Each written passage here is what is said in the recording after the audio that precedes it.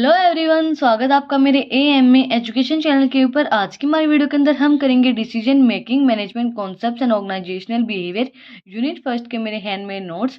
हमारी जो पिछली वीडियो थी उसके अंदर हमने स्टडी किए थे फंक्शंस ऑफ मैनेजमेंट। अगर आपने वो वीडियोस नहीं देखी हैं तो मैं आप लोगों को लिंक डिस्क्रिप्शन में डाल दूंगी, आप जाके चेक कर लेना। और अगर आप चैनल पे नए हैं तो सबसे पहले चैनल को जाके सब्सक्राइब करें, बेल आइकन प्रेस करें फॉर न्यू अपडेट्स। तो आज की हमारी वीडियो के अंदर हम कवर करेंगे decision making. Decision making means analyzing different alternatives and arriving at a decision in the face of a particular situations about what to do and what not to do. Decision making, आपको नाम से क्या पता चल रहा है कि decision making का मतलब क्या होता है? कोई भी एक डिसीजन लेना। बहुत से अल्टरनेटिव में से हमारे पास बहुत से अल्टरनेटिव होते हैं, उनके अंदर से एक बेस्ट अल्टरनेटिव को सिलेक्ट करना। फॉर एग्जाम्पल, अभी आपको कोई कॉलेज सेलेक्ट करना है, आपको एडमिशन लेना है एमकॉम के अंदर, तो आप कॉलेज सेलेक्ट करोगे तो बहुत ज़्यादा अल्टरनेटिव्स आपके पास होते हैं। उन अल्टरनेटिव में से आपको एक बेस्ट को सिलेक्ट करना, तो वो होता है डिसीजन मेकिंग। आपको क्या डिसीजन लेना है, तो वही होता है कि इसके अंदर आपको क्या करना चाहिए क्या नहीं करना चाहिए, उस चीज़ का डिसीजन लेना डिसीजन मेकिंग के अंदर आता है। Definitions of decision making according to Conch and O'Donnell, decision making is actual selection for among alternatives of a course of action. Decision making क्या होता है? एक्चुअली जो सिलेक्शन होता है बहुत से अल्टरनेटिव में से एक कोर्स ऑफ एक्शन को सिलेक्ट करना। And according to George R Terry, decision making is a selection based on some creator from two or more possible alternative. वही है सिलेक्शन करना एक चीज़ का, दो से ज़्यादा अल्टरनेटिव में से किसी भी एक चीज़ का डिसीजन लेना कि हमें ये सिलेक्ट करना है, तो वो होता है डिसीजन मेकिंग, डिसीजन लेना। Characteristics and natures of decision making, it is a process of selection the best from the alternatives. Decision making एक ऐसी प्रोसेस होती है जिसके अंदर हम बेस्ट को सिलेक्ट करते हैं, बहुत से अल्टरनेटिव में से एक बेस्ट को सिलेक्ट करते हैं। The first characteristic of decision making is that under it the best alternative is selected out of the many availables ones. बहुत से अवेलेबल जो हमारे पास अल्टरनेटिव्स होते हैं उनके अंदर से एक बेस्ट अल्टरनेटिव को सिलेक्ट करना, वो होता है हमारा decision making. It is based on rational thinking, rational thinking के ऊपर बेस्ड होता है ये। Rational thinking is considered to be the essence of decision making because the conclusion arrives at the with the help of decision making and their success depends on rational thinking in intensive study। Rational का मतलब होता है दलील और thinking का मतलब सोच।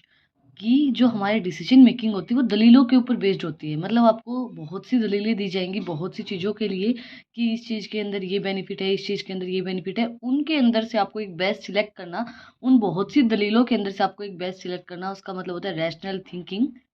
Next point, it is always related to some problems और कॉन्फ्लिक्ट्स। डिसीजन मेकिंग ऑलवेज कोई कॉन्फ्लिक्ट्स और प्रॉब्लम से रिलेटेड होता है। अगर आपको कोई प्रॉब्लम होगी ही नहीं या आपको कोई कॉन्फ्लिक्ट्स है ही नहीं तो आप डिसीजन किस चीज़ का लोगे? Since the purpose of decision making is to find out solutions to problems और conflicts, it is normally related to them. Problems और कॉन्फ्लिक्ट से रिलेटेड होता है हमारा डिसीजन मेकिंग। नेक्स्ट पॉइंट है हमारा, it involves the evolutions of various available alternatives. इसके अंदर इवैल्यूएशन इन्वॉल्व होती है। It is evident that in case there is only one solution to problem decision making is not needed. अगर हमारे पास एक ही ये चीज़ हो कि हमारे पास एक ही ऑप्शन है तो हमें डिसीजन मेकिंग की ज़रूरत ही नहीं होगी। अगर हमारे पास बहुत से अल्टरनेटिव्स हैं तो उनके अंदर से हमें चीज़ों को इवेलुएट करके उसके बाद हमें डिसीजन लेना होगा, तो उसके अंदर हमें डिसीजन मेकिंग की नीड होगी। It is aimed at achieving organisational goal. Decision making हम तब लेते हैं, डिसीजन हम किसी चीज़ का तब लेते हैं जब हमें ऑर्गेनाइजेशन के गोल को अचीव करना है। जब अगर हम कोई भी एक बेस्ट अल्टरनेटिव को सिलेक्ट करेंगे तो हमारे ऑर्गेनाइजेशन के गोल को अचीव करने में वो हमारी हेल्प करेगा। Decision making is not fulfill exercise because through it is medium efforts are made to achieve the goals of an organizational successful। decision making हमें हेल्प करता है कि हम अगर सही डिसीजन लेंगे अपने बिजनेस के लिए तो हमारा जो बिजनेस है वो अच्छे से चलेगा और हमारी जो बिजनेस के गोल्स है उनको हम अचीव कर पाएंगे। Process of decision making, first of all defining the problem. पहले आप डिफाइन करोगे कि आपको प्रॉब्लम कहाँ आ रही है, क्या चीज़ आपके अंदर आपको प्रॉब्लम दे रही है, क्या चीज़ें प्रॉब्लम्स क्रिएट कर रही हैं। उन सब चीज़ों को पहले आप डिफाइन करोगे कि प्रॉब्लम क्या है।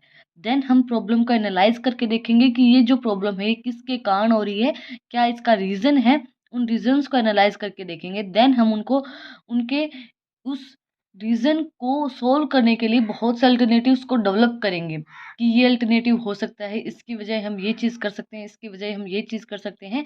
देन हम उनको इवैल्यूएट करेंगे कि ये जो अल्टरनेटिव हैं, ये सही हैं इस चीज़ के लिए या नहीं हैं।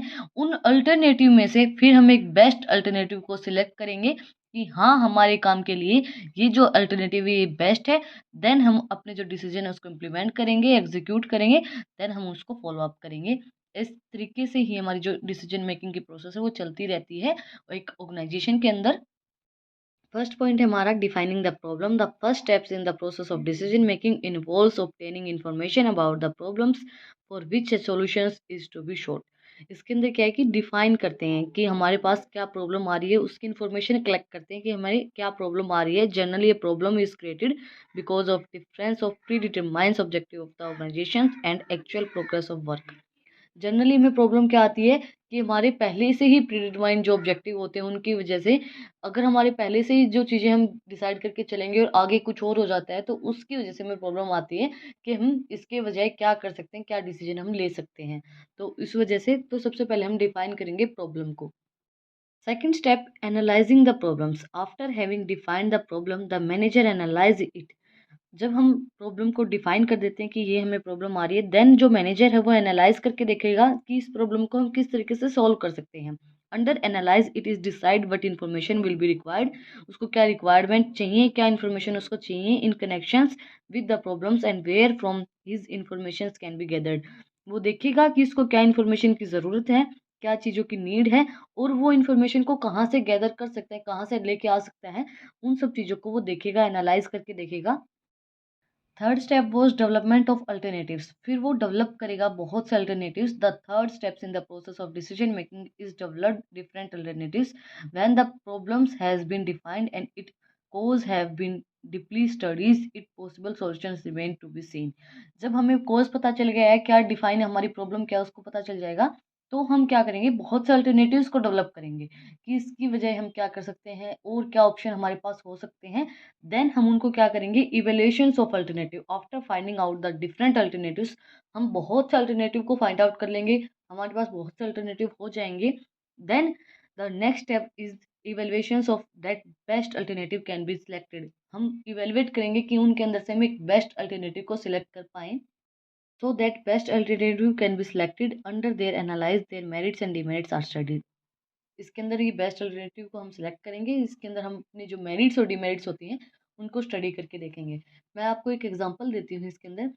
फॉर एग्जांपल, आपको एक लैपटॉप की ज़रूरत है, आपका लैपटॉप जो वो पुराना हो गया, आपको एक नए लैपटॉप की ज़रूरत है, आप नए लैपटॉप को परचेज़ करना चाहते हैं। तो आप सबसे पहले आपकी प्रॉब्लम डिफाइन करेंगे कि आपको नया लैपटॉप चाहिए। डिफाइनिंग द प्रॉब्लम, आपने प्रॉब्लम को डिफाइन किया। देन आप क्या करोगे कि उसके अंदर आप अल्टरनेटिव्स को देखोगे, क्या चीज़ें आपके पास हैं, क्या मतलब अल्टरनेटिव आपको मिल सकते हैं, कौन-सा लैपटॉप नया आया हुआ है, उनको फिर जब भी आपके पास पॉसिबल सॉल्यूशन क्या होगा कि आप नया लैपटॉप परचेज़ करोगे तो डेवलप करोगे उनके अल्टरनेटिव्स। देन उनको इवैल्यूएट करोगे। फॉर एग्जांपल, आपको बहुत से लैपटॉप्स के बारे में पता चला कि एचपी का है, डेल का है, बहुत से लैपटॉप्स होते हैं, तो उनके बारे में आपको पता चला, तो उनके अंदर से आपने इवैल्यूएट किया बहुत से अल्टरनेटिव्स को। देन आप क्या करेंगे, सिलेक्शन ऑफ बेस्ट अल्टरनेटिव, कि आपके प्राइस के अंदर भी आए, आपकी रेंज के अंदर भी आए, और आप जो काम उससे करवाना चाहते हो, उस लैपटॉप के ऊपर जो काम करना चाहते हो वो काम भी आप उसके ऊपर कर पाएँ। After analysing various alternative it becomes clear that so that what actions every alternative presented can be helpfully in the solution of problem. Under the fifth step in the process of decision making, the selection of the best alternative is made after the comparing with their possible result। आप बहुत से जो उनके reviews check करोगे, जो laptops हैं उनके review check करोगे कि इनका रिव्यू कैसा आ रहा है, इनका रिव्यू कैसा आ रहा है।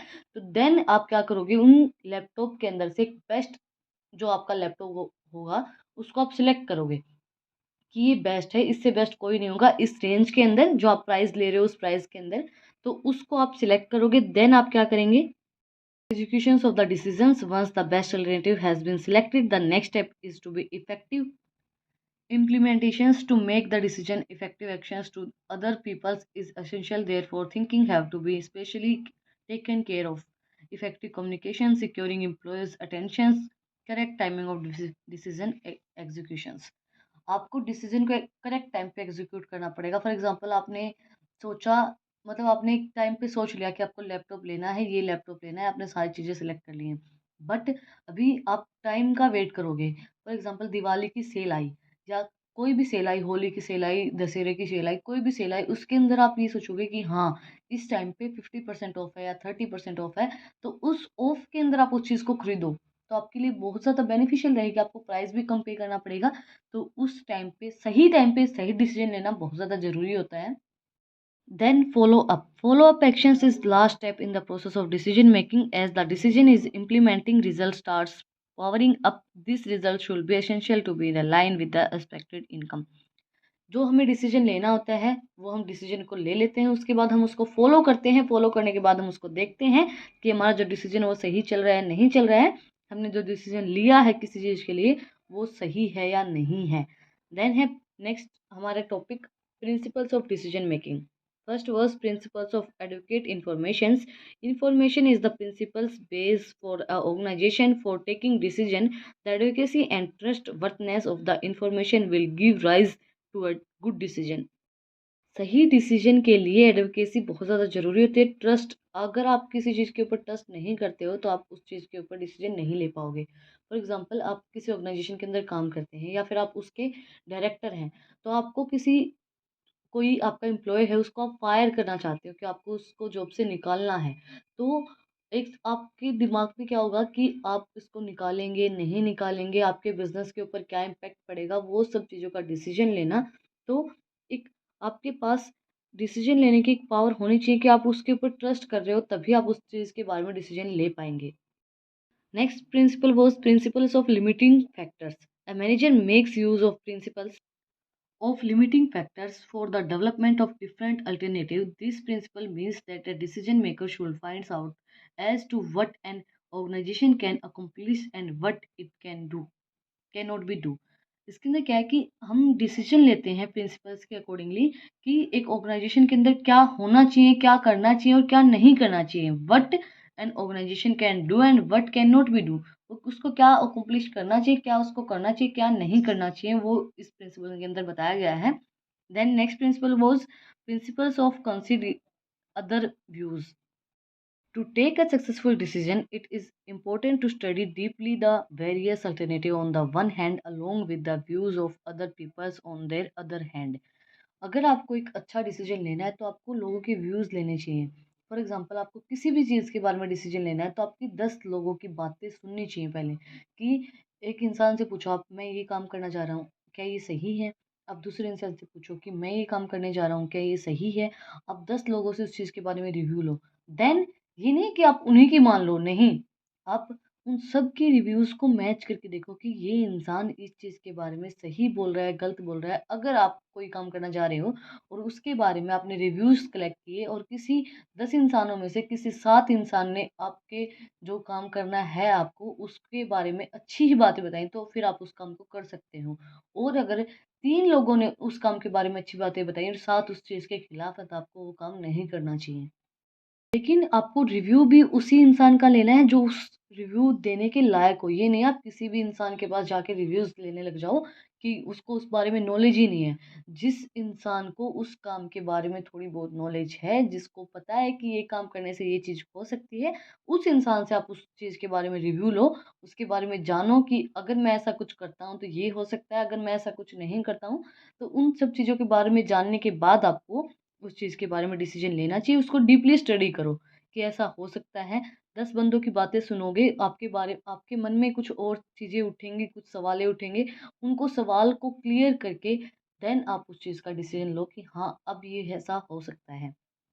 Then next principle was principles of maximum of profit, maximizations of profit. According to these principles, before taking the final decision, every alternative should be studied with the reference of the cost and profit. इसके अंदर क्या है कि हमारा profit क्या होना चाहिए और कॉस्ट क्या होगा, उस प्रिंसिपल्स के ऊपर ये बेस्ड होता है। जैसे कि मैंने आपको बताया कि अगर आप लैपटॉप ले रहे हो तो आपको ये देखना पड़ेगा कि वो लैपटॉप आपकी रेंज में आ रहा है या नहीं आ रहा है। अभी आपने कोई डिसीजन लिया है तो वो डिसीजन से आपका कोई प्रॉफिट हो रहा है या नहीं हो रहा है, आपकी कॉस्ट पे कोई फ़र्क पड़ रहा है या नहीं पड़ रहा है, वो सब चीज़ भी आपको इसके अंदर देखनी पड़ेगी कि आपका डिसीजन आपकी कंपनी के अंदर, आपकी ऑर्गेनाइजेशन के अंदर क्या इफ़ेक्ट डाल रहा है। Then next principle was principles of human resource. At the time of taking decision, it should be kept in the mind as to what impact it shall be on the persons concerned, what will be the reaction. आप कोई भी decision ले रहे हो तो उसका क्या impact पड़ेगा किसी इंसान के ऊपर, आपको उस चीज़ के बारे में पहले सोचना चाहिए। फॉर एग्जांपल आप किसी भी इंसान के लाइफ का डिसीजन ले रहे हो, आप किसी से फॉर एग्जांपल आप शादी कर रहे हो किसी से, तो उस चीज़ का इम्पैक्ट आपकी लाइफ पे भी पड़ेगा और अगला जो इंसान है उसकी लाइफ पे पड़ेगा। तो आपको बहुत ज़्यादा सोच समझ के उस चीज़ का डिसीजन लेना पड़ेगा। ह्यूमन रिसोर्सेज के ऊपर आपका क्या इम्पैक्ट पड़ेगा उस डिसीजन का, वो भी आपको स्टडी करना पड़ेगा। जैसे मैंने आपको लैपटॉप का एग्जांपल दिया था, तो फॉर एग्जांपल आपको पता है कि आप 80,000 का लैपटॉप लेके आ रहे हो, 80,000 का अगर आप लैपटॉप लेके आओगे, तो आपको ये चीज़ सोचनी पड़ेगी कि आपके पेरेंट्स के ऊपर क्या फ़र्क पड़ेगा, वो इस पैसे को दे पाएँगे, नहीं दे पाएँगे। आपने तो डिसीजन ले लिया, आपने तो सिलेक्ट कर ली चीज़ें, बट वो क्या इस चीज़ को अफ़ोर्ड कर सकते हैं? क्या वो इतने पैसे दे सकते हैं? तो आपको उस चीज़ के भी देख के चलना पड़ेगा कि ह्यूमन रिसोर्सेज के ऊपर जो लोग हैं उनके ऊपर उस चीज़ का क्या इम्पैक्ट पड़ेगा, जो आपसे लोग जुड़े हुए हैं। फॉर एग्जांपल आपको किसी भी चीज़ के बारे में डिसीजन लेना है, आपको किसी इंसान को छोड़ना है, ये लगा लेते हैं हम किसी इंसान को छोड़ना चाहते हैं, तो उसका हम डिसीजन लेने से पहले हमें देखना पड़ेगा कि और लोगों के ऊपर क्या इफ़ेक्ट पड़ेगा उस डिसीजन का, और आपकी लाइफ के ऊपर क्या इफ़ेक्ट पड़ेगा उस डिसीजन का, वो सब चीज़ें आपको देखना पड़ेगा। वो सब चीज़ों को आपको देखना पड़ेगा कि क्या हो सकता है, क्या नहीं हो सकता है। आज की हमारी वीडियो के अंदर हमने कवर किया डिसीजन मेकिंग का टॉपिक। अगर आपको आज की वीडियो पसंद आई तो आप लोगों को पता ही क्या करना है, कमेंट सेक्शन में मुझे बताना है कि आपको वीडियो कैसी लगी। कोई भी डाउट है तो वो भी आप लोग कमेंट सेक्शन में मुझसे पूछ सकते हैं। फिर मिलते हैं एक नई वीडियो के साथ, एक नए टॉपिक के साथ। Thank you for watching my video.